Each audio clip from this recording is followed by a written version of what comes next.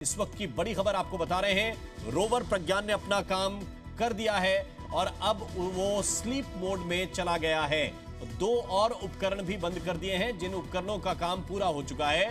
इसरो ने अब उन उपकरणों को थोड़ा सा आराम दिया है क्योंकि आगे भी इनसे काम लेने की अगर गुंजाइश बनती है तो उस पर भी इसरो की टीम काम कर रही है। चंद्रयान 3 से जुड़ी हुई बड़ी खबर। रोवर प्रज्ञान को जितनी जिम्मेदारियां सौंपी गई थी, जो टेस्ट रोवर प्रज्ञान को करने थे, जो रिसर्च के काम करने थे, रोवर प्रज्ञान ने वो बखूबी अंजाम दिए हैं और इसरो ने यह जानकारी दी कि प्रज्ञान के काम के बाद अब उसे स्लीप मोड में डाला गया है। तो आज चंद्रयान को चांद पर लैंड हुए पूरे 10 दिन हो गए।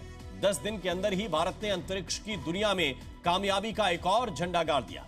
दो तस्वीरें देखिए। इसरो ने आज भारत के पहले सूर्ययान को सफलतापूर्वक लॉन्च कर दिया। इस दौरान एक पल ऐसा भी आया जब भारत का सूर्ययान 27 मिनट के लिए इसरो की नजरों से ओझल हो गया।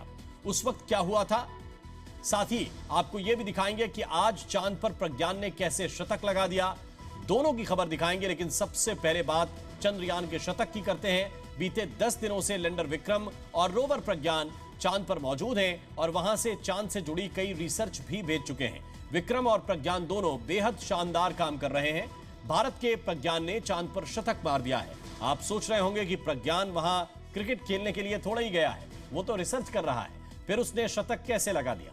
दरअसल इसरो ने आज ट्वीट करके यह जानकारी दी है कि प्रज्ञान अब तक चांद की धरती पर 100 मीटर की दूरी तय कर चुका है, 100 मीटर घूम चुका है। ये इसरो का ट्वीट है जो हम आपको दिखाते हैं। इसरो ने इस ट्वीट के जरिए एक फोटो साझा की है सभी के साथ, जिसमें लैंडर विक्रम और प्रज्ञान की लोकेशन दिखाई गई है। जरा देखिए, हम इस फोटो का जिक्र कर रहे हैं और प्रज्ञान का अब तक का तय किया गया रूट भी दिखाया गया है। इस ट्वीट में इसरो ने यह भी लिखा कि प्रज्ञान 100 नॉट आउट, यानी कि प्रज्ञान बल्लेबाजी कर रहा है, 100 रन बना चुका है और नॉट आउट है, और इसका मतलब यह हुआ कि 100 मीटर की दूरी प्रज्ञान ने तय की है।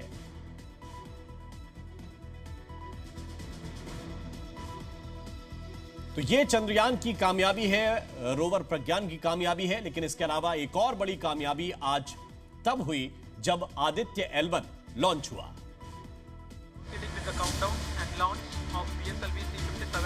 Aditya L1 mission 3, 2, 1, 0।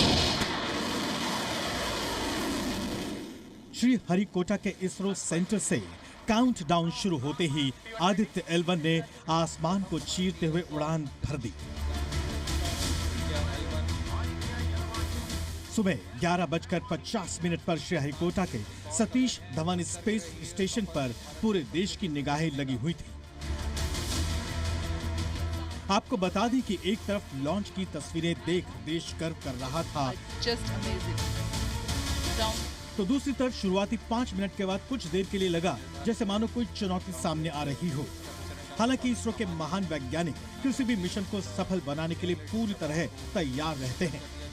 आप देखें कि ये हमारे को लाइन थी जो ट्रैजेक्टरी चाहिए, और हम ऑलरेडी उससे बेटर ट्रैजेक्टरी, उस बहुत बढ़िया ट्रैजेक्टरी पे जा रहे हैं। शुरू में हमने देखा कि इसमें वेरिएशन था और उस वेरिएशन को खत्म करके अब हमारा रॉकेट बिल्कुल सही दिशा में जा रहा है। आप देखें ये जो 2 पॉइंट हैं, ये मैचिंग पॉइंट्स हैं जहां पे जाकर के हम लोग इसकी लॉन्चिंग को फाइनली हम आदित्य को उसके ऑर्बिट में लॉन्च करेंगे। इस शुरुआती दौर में इसरो के वैज्ञानिकों ने अपनी दक्षता का परिचय दिखाते हुए आदित्य L1 की कमान पूरी तरह से संभाले रखी, जैसे मानो ये सूरज की ओर सीना तान कर आगे बढ़ रहा हो। इसरो ने साफ कर दिया कि PSLV XL ने हमेशा की ही तरह अपना काम बखूबी निभाया है।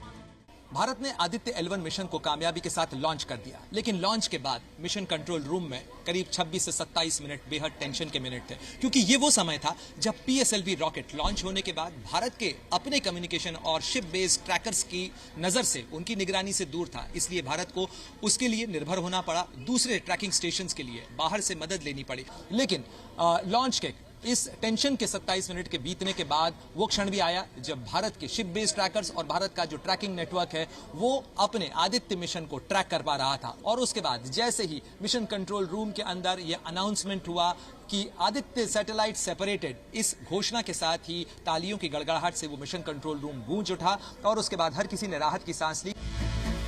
जाहिर है इस तरह के मिशन किसी भी देश के लिए हमेशा चुनौती भरे होते हैं। आपको बता दें कि आदित्य L1 ने बिजली पैदा करना शुरू कर दिया है। 100 पैनल भी तैनात हैं। कक्षा को ऊपर उठाने के लिए पहली थर्ड बाउंड फायरिंग 3 सितंबर को लगभग 11:45 पर निर्धारित है। आखिरकार इसरो चीफ ने पूरी दुनिया में ऐलान कर दिया कि पृथ्वी की कक्षा में हमारा आदित्य L1 सफलतापूर्वक लॉन्च हो गया है। आदित्य L1 मिशन अकम्प्लिश, यानी आदित्य L1 अंतरिक्ष यान PSLV रॉकेट से सफलतापूर्वक अलग हो गया, जहां से ये आगे के सफर की ओर बढ़ गया और अगले 125 दिन तक बिना रुके बिना थके अपने टारगेट पॉइंट पर पहुंचेगा। So I want to congratulate PSLV for such a very different mission approach today to do this mission of Aditya L1 to put it in the right orbit, a very long journey of almost 125 days. So let us wish all the very best to Aditya spacecraft.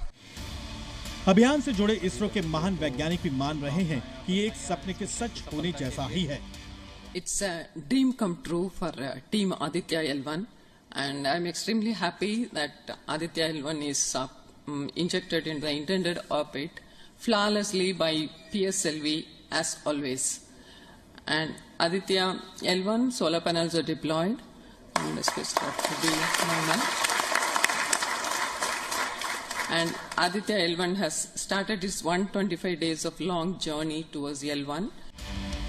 PM Modi ने एक बार फिर इसरो वैज्ञानिकों की पीठ थपथपाते हुए tweet किया है और कहा है, भारत के पहले सौर मिशन आदित्य L1 के सफल प्रक्षेपण के लिए इसरो के हमारे वैज्ञानिकों और इंजीनियर्स को बधाई। संपूर्ण मानवता के कल्याण के लिए ब्रह्मांड की बेहतर समझ विकसित करने के लिए हमारे अथक वैज्ञानिक प्रयास जारी रहेंगे। आजादी के अमृत काल में पहले चंद्रयान 3 की सफलता और अब सूरज के करीब जा रहे आदित्य L1 की सफल लॉन्चिंग पर पूरे देश की निगाहें लगी रही थी। श्रीहरिकोटा में भी लोग इस मिशन के सफल होने का साक्षी बन रहे थे। इसरो चीफ और हमारे महान वैज्ञानिकों को गृहमंत्री अमित शाह ने भी बधाई दी। सबसे पहले तो मैं अभी मिशन आदित्य लॉन्च हो चुका है, इसलिए सभी को हृदय से बधाई देना चाहता हूं। लोकसभा स्पीकर खुद इस ऐतिहासिक पल को देख रहे थे, जबकि देश भर में लोग भी अपने टीवी सेट्स और मोबाइल फोन पर इस ऐतिहासिक पल को देख रहे थे। 1.5 लाख किलोमीटर की यात्रा पर निकल चुके आदित्य यान की सफल लॉन्चिंग के बाद अब इसके अगले मिशन पर सबकी निगाहें रहेंगी। सफल लॉन्चिंग के बाद आदित्य L1 अंतरिक्ष में क्या करेगा, अब सबको ये जानना जरूरी है। लॉन्च से L1 तक की यात्रा में आदित्य L1 को करीब 4 महीने लगेंगे। आदित्य L1 सूर्य तक नहीं, अंतरिक्ष के लैग्रेंज पॉइंट यानी L1 कक्षा में स्थापित किया जाएगा, जिसकी धरती से दूरी 15 लाख किलोमीटर है, जबकि सूर्य की पृथ्वी से दूरी 150 मिलियन किलोमीटर है। सूर्य के अध्ययन के लिए L1 पॉइंट इसलिए चुना गया है क्योंकि यहाँ से सूर्य पर 7 दिन 24 घंटे नजर रखी जा सकती है। ग्रहण के दौरान भी वैज्ञानिकों के मुताबिक ये सूर्ययान सूरज के किनारों पर होने वाली तपिश का पता लगाएगा, सूरज के किनारों पर उठने वाले तूफानों की गति भी देखेगा, सूरज के तापमान के पैटर्न को समझने और सूरज के वायुमंडल की जानकारी भी जुटाएगा, जबकि पृथ्वी पर आने वाली सूरज की किरणों से मौसम पर पड़ने वाले असर का भी पता लगाएगा। यही नहीं, इस मिशन के दौरान सूर्य के कोरोना का भी आदित्य L1 गहरा अध्ययन करेगा। जैसे पृथ्वी सूर्य का चक्कर लगाती है, उसी हिसाब से सूर्य के चारों ओर घूमेगा और लेकिन हर समय ये सूर्य को देखता रहेगा। एक किस्म से आप इसे कहिए, ये सूर्यमुखी सैटेलाइट है और इसमें कुछ इंस्ट्रूमेंट्स रखे हैं जो सूर्य के विभिन्न पहलुओं का अध्ययन करने के लिए हैं। उनमें से जो प्रमुख है वो सूर्य के कोरोना का अध्ययन करेगा, जो कि इसका सबसे बाहरी बहुत ही गर्म वातावरण है, जिसको आमतौर से हम नहीं देख सकते हैं। सूरज का मिशन शुरू हो चुका है, लेकिन इस बीच चांद से भी देश को खुशखबरी मिली है। आपको बता दें कि इसरो ने जानकारी दी है कि रोवर प्रज्ञान ने अब तक अपने 100 मीटर का सफर पूरा कर लिया है। यानी अब भारत सूरज और चांद पर अपनी चमक बिखेरने को तैयार है। श्रीहरिकोटा से प्रणय उपाध्याय के साथ ब्यूरो रिपोर्ट, जी मीडिया। जी न्यूज़।